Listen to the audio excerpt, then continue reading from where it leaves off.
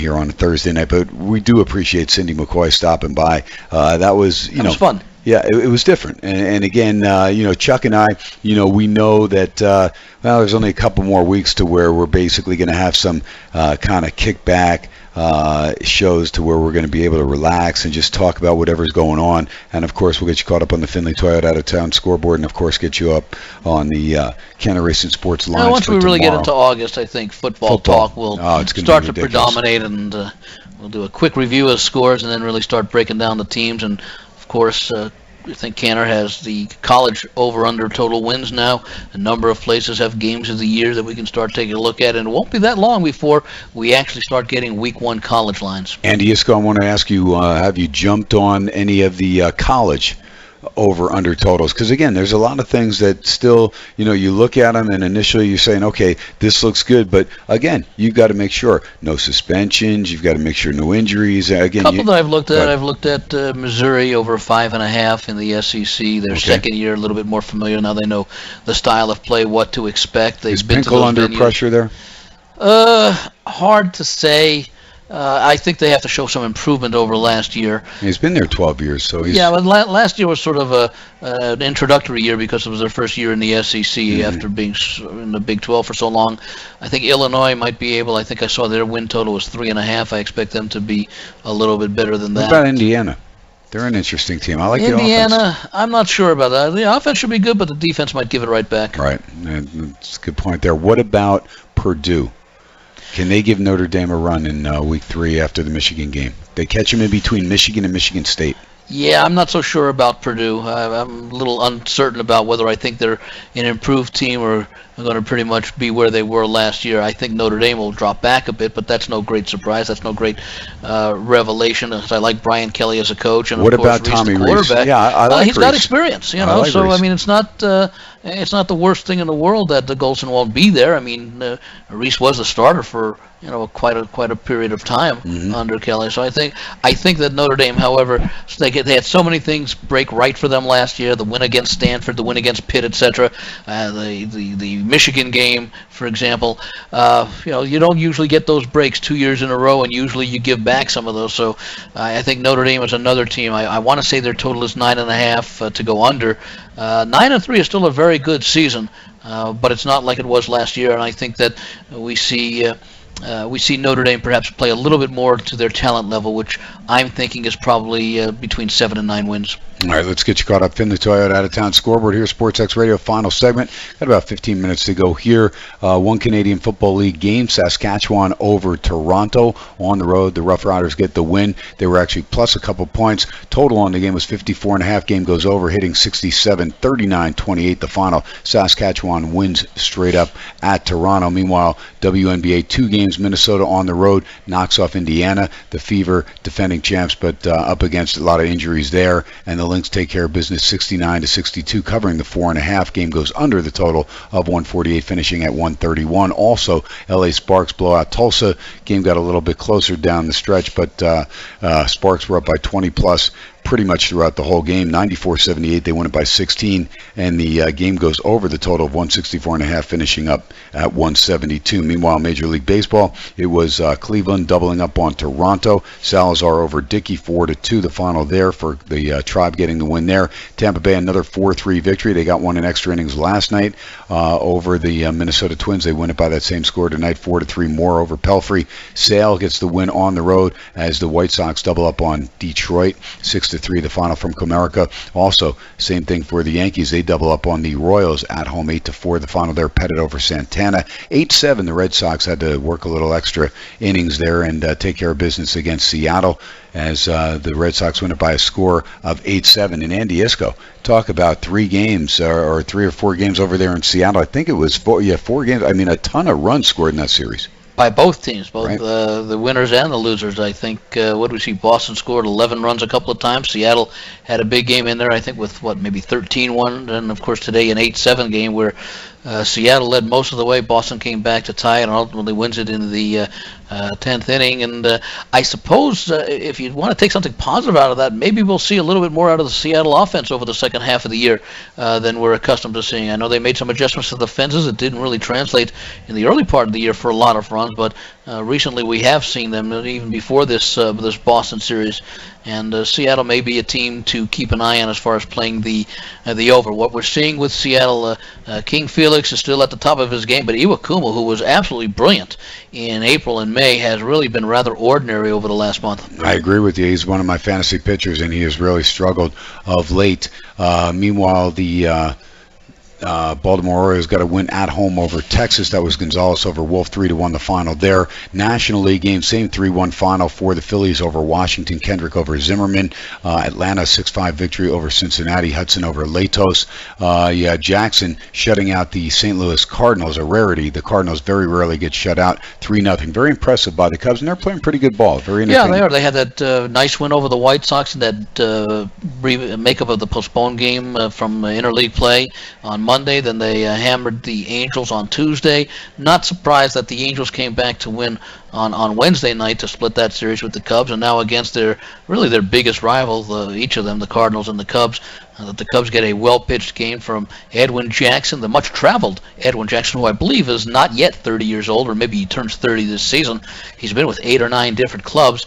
He's struggled a lot early in the year. He had a pretty decent season with Washington last year, but he's been in some pretty good efforts. He's given forth some pretty good efforts late, and the Cubs are a team I think you're going to want to back. I look at the Cubs and not knowing if Matt Garza is going to be traded, but right now, Travis Wood, I don't mind backing the Cubs. I don't mind backing them when Garza is pitching.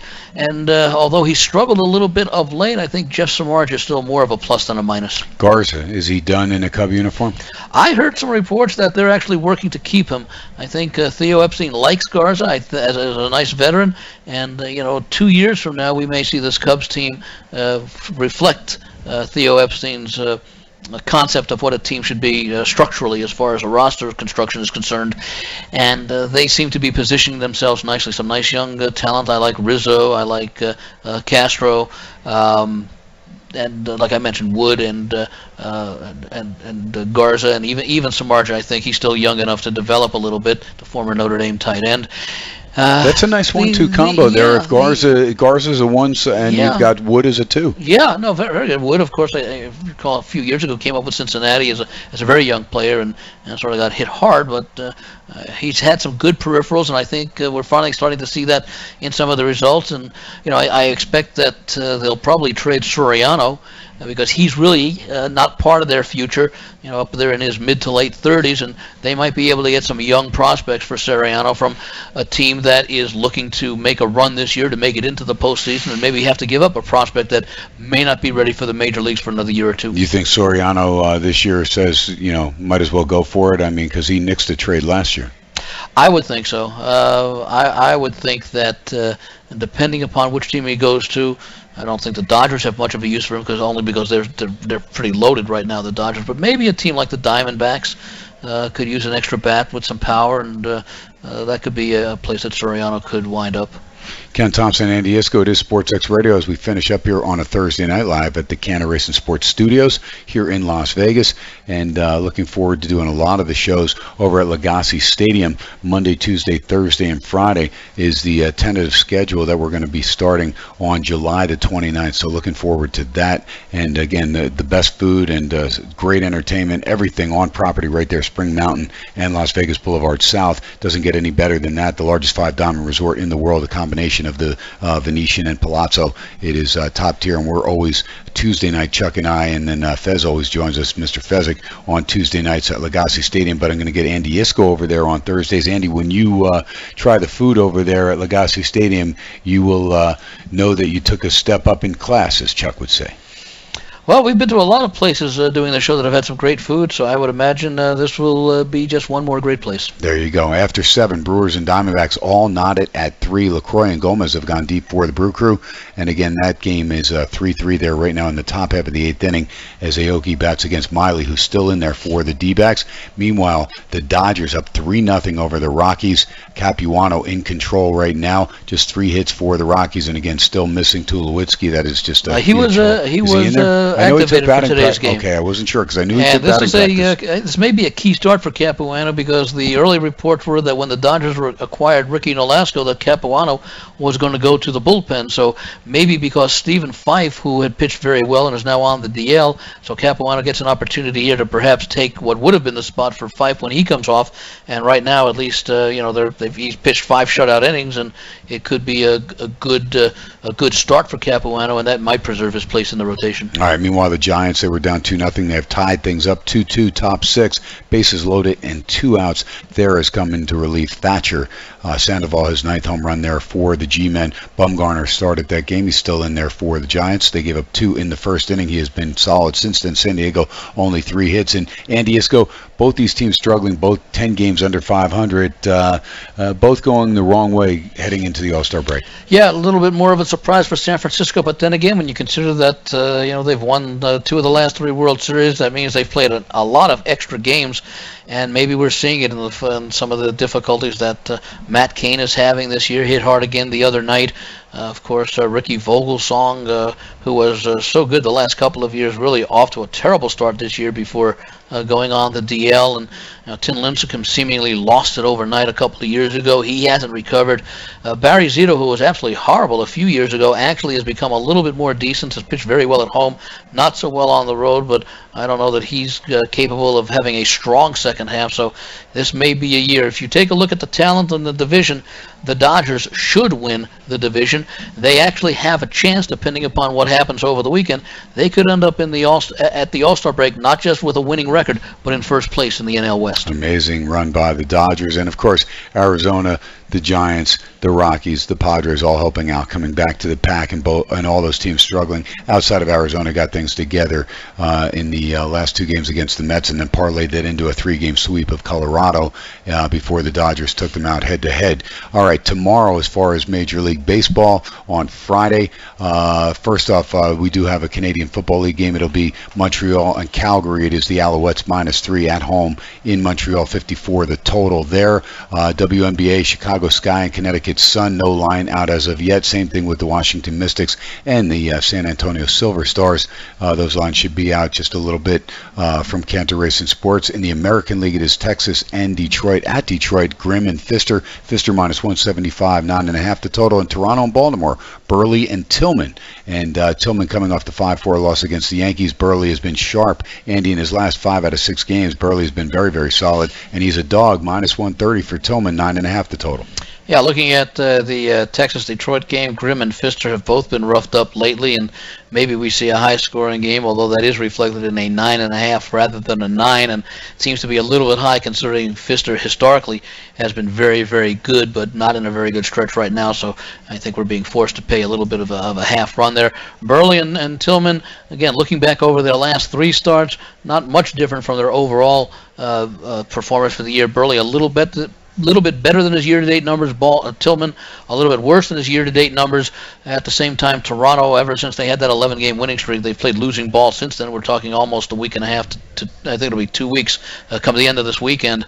Baltimore playing pretty well. I might take a look at the Orioles here. It is crazy because you look and you say, okay, here's a guy in Jose Reyes that was hitting .365 before he got hurt. He's coming back. They're playing good ball. He gets back in the lineup. He's actually done okay, and the team just is losing. So sometimes it's weird. Just you can't figure things out chemistry-wise on some of these teams. But Toronto has been struggling since that 11-game winning streak. Minnesota and the Yankees. It's Diamond and Kuroda. Kuroda -200 now, 8.5 the total there. In Kansas City with Chen against Kluber, and it is Cleveland favored -152, 9 the total. Yeah, Kuroda's still in pretty good form. He's been really the Yankees' best starter by a pretty good margin. You could argue Sabathia second best, not the same stats that Kuroda has put up. Kuroda's been very consistent. Diamond for Minnesota, not in very good form. That's reflected in the price. If I were to play the game, I'd probably have to look at Yankees on the run line. They are starting to hit a little bit more. Chen making his first start for the Royals. Of course, he had been in years past a starter with both Atlanta and I believe Baltimore, if I recall correctly. But I know Kansas City, the last couple of years, he's been working out of the bullpen. Did start a little bit last year, but this year he's been exclusively out of the pen. And Kluber for Cleveland, not in very good form right now. I'd like to make a case for taking the Royals plus the price, and maybe at this plus 130, plus 140 range, I'll get there. There you go. All right. To also have the Houston Astros against Tampa. That's Cozart and Price. Price has been real solid. He's minus 300 tomorrow. He's been dynamite in his first two games back off the DL.